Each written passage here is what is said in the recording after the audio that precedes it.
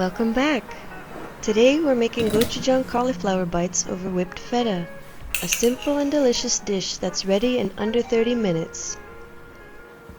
Feta, cream cheese, olive oil, and lemon juice, whipped until light.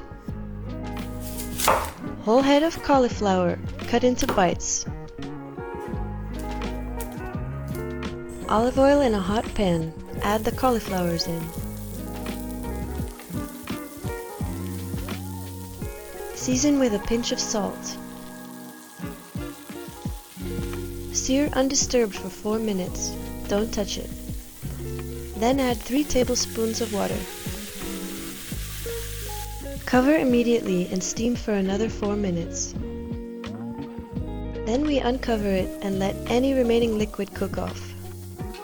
In the meanwhile, we prepare the glaze. 2 tablespoons gochujang, 2 tablespoons honey, 1 tablespoon soy sauce, 1 tablespoon rice vinegar, 1 teaspoon sesame oil, 2 minced garlic cloves, 1 teaspoon fresh ginger, grated.